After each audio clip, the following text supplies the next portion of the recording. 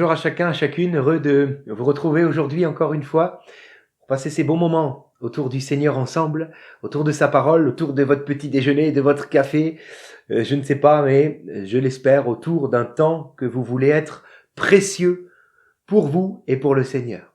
Voilà, que Dieu vous bénisse. Nous sommes avec Caïn et Abel dans le livre de la Genèse au chapitre 4 et j'aimerais vous lire juste encore 2 versets aujourd'hui au sujet de Caïn et Abel.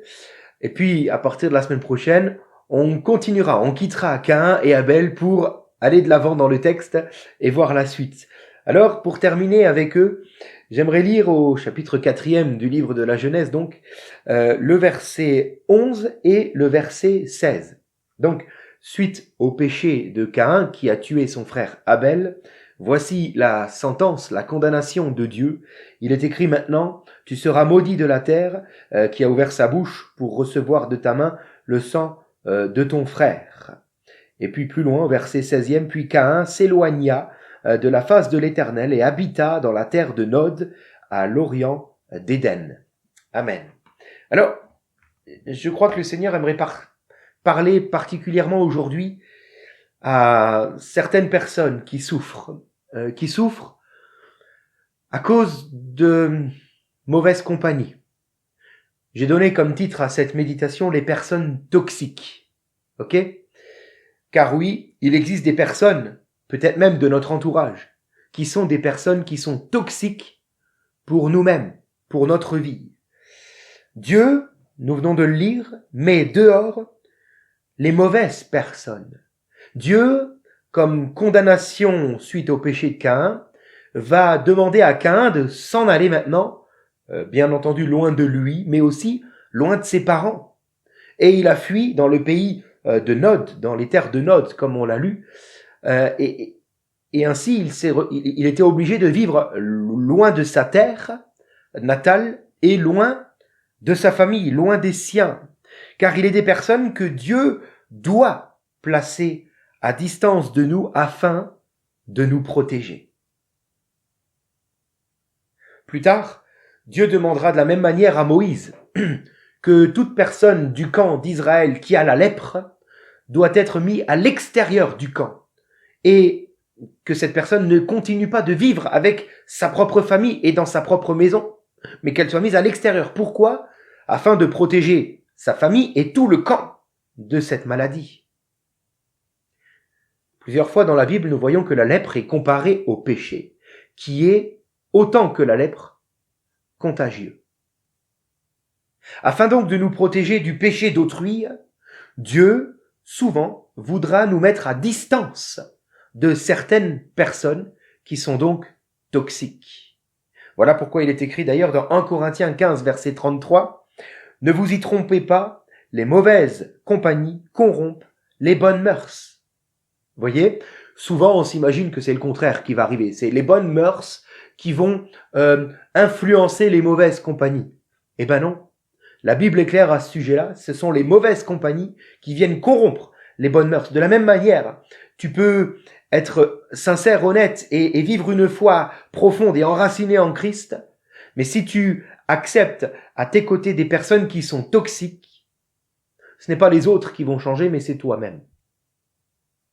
Alors, qu'est-ce qu'une personne toxique ? On va en parler ensemble si vous le voulez bien, avant de voir comment finalement pouvoir nous débarrasser de ces personnes toxiques. Déjà, voyons qui sont ces personnes-là.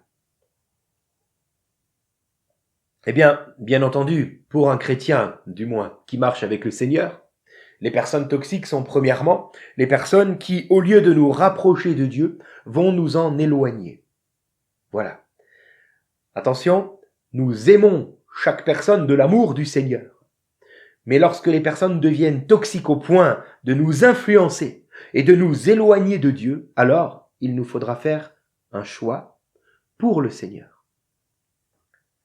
Attention toutefois, je note ceci, ce n'est pas lorsque quelqu'un me manque de respect une fois, ou lorsque quelqu'un refuse que je lui parle du Seigneur une seule fois, que automatiquement c'est une personne qui devient toxique pour moi. Non, il doit y avoir là comme quelque chose de redondant, de répétitif. D'accord ? Une personne toxique est une personne qui demeure dans son état et qui ne change pas. Justement, on va y venir.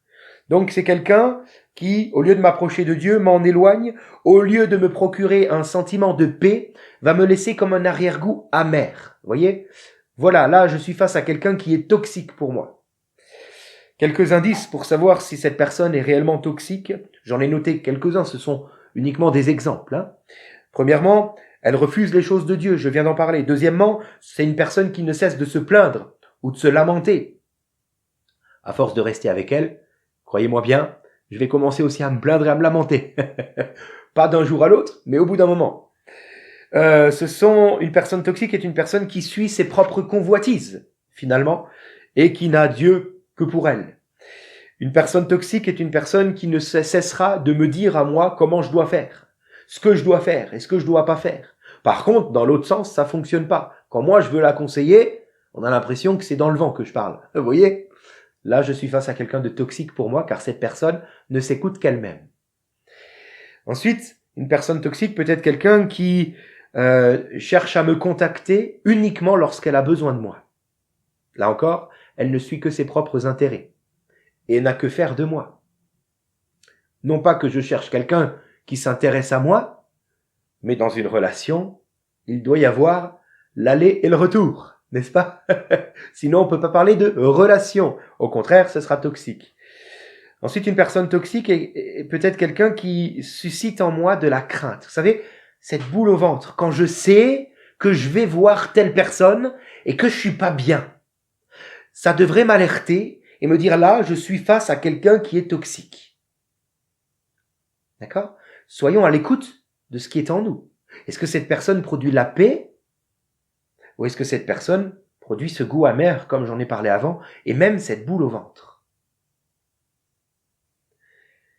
Enfin, je note ceci, et c'est important de le retenir, une personne toxique peut très bien être une personne d'apparence bienveillante, mais qui se montre envahissante, voire manipulatrice, et qui finalement essaye de s'incruster même, non seulement dans ma vie, mais même dans mon foyer, pour en prendre les commandes. Et là, j'en prends pour exemple Laban, dans la parole de Dieu. Laban, le beau-père de Jacob. Jacob va fuir, va se retrouver chez celui qui deviendra son beau-père, Laban. Et Laban, pendant 20 ans, va profiter de Jacob. Il va profiter de ses dons, de son savoir, de sa patience, de son amour qu'il a vis-à-vis d'une de ses filles. Il ne cessera de profiter de lui en lui soufflant toujours à l'oreille. Voilà ce que tu dois faire, voilà ce que tu dois faire, voilà ce que tu dois faire. Comment a finalement réagi Jacob ? Mais il a quand même attendu 20 ans, le pauvre. Eh ben, il va fuir. Et même, c'était dans la volonté de Dieu qu'il s'en aille. Alors, comment nous débarrasser des personnes toxiques ? Alors faites attention de ne pas partir en courant. Il y a d'abord quelque chose d'autre à faire avant. Sinon, vous péchez. Dieu ne veut pas qu'on se détourne des gens dès qu'ils nous auraient causé le premier tort.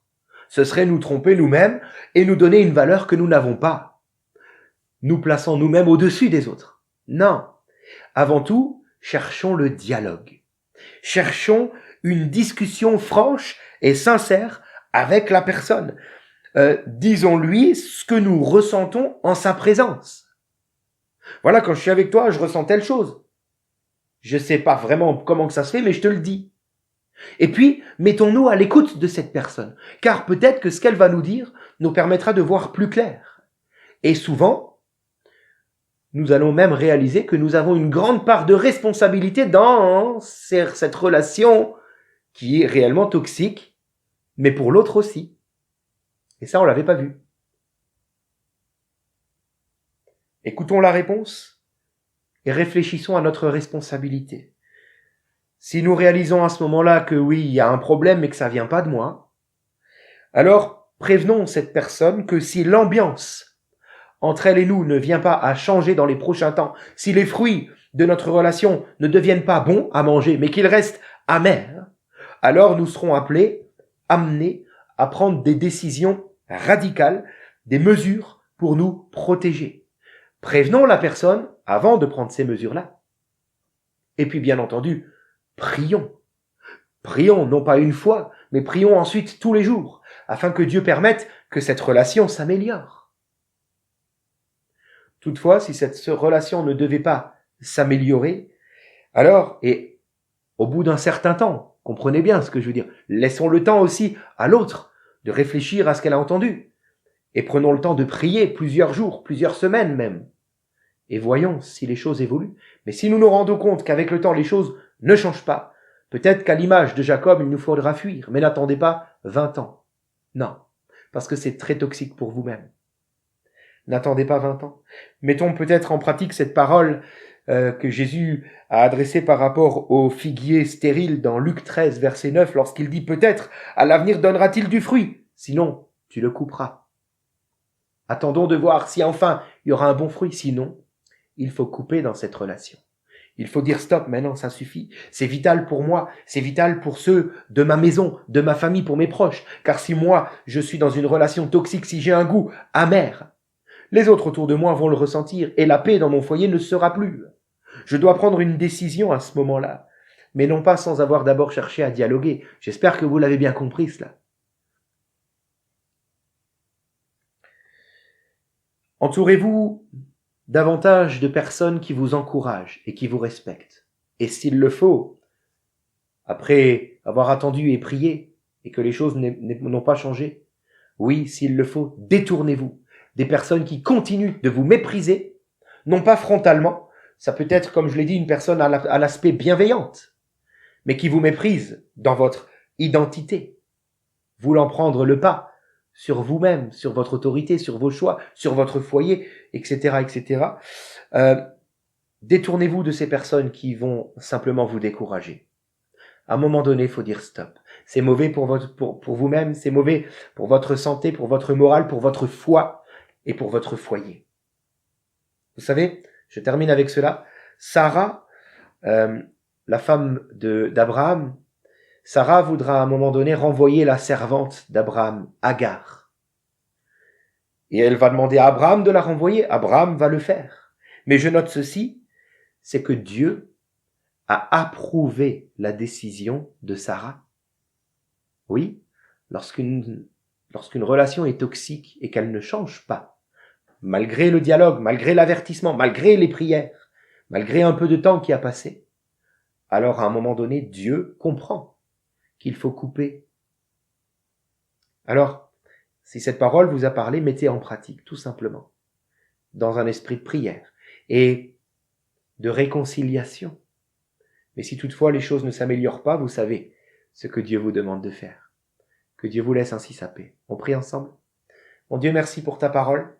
Tu veux que nous soyons tous unis. Tu n'es pas pour la division. Mais souvent ces choses, malheureusement, ne sont pas de notre ressort, de notre seule responsabilité. Notre responsabilité à nous est d'être vrai, de nous tenir dans la lumière, de dire les choses telles qu'elles sont et de chercher à nous réconcilier et puis bien sûr de mettre tout cela en prière. Seigneur, je prie donc pour toute relation toxique qui existe dans nos vies, que tu nous permettes d'avoir ce temps de tête-à-tête et d'échange vrai, sincère et honnête, d'être franc avec la personne, de dire les choses que nous ressentons et d'écouter ce qu'elle aura à nous répondre. Donne-nous d'avertir que si l'ambiance ne change pas, il faudra peut-être que nous prenions des mesures plus radicales pour nous protéger. Donne-nous ainsi d'avertir la personne, qu'elle ne soit pas prise au dépourvu un jour, mais qu'elle ne puisse pas dire « on m'avait pas dit ». Et puis Seigneur, je prie que les relations se refassent, parce que tu es pour l'unité. Tu veux que nous soyons un, tu veux que nous nous pardonnions, que nous nous réconcilions.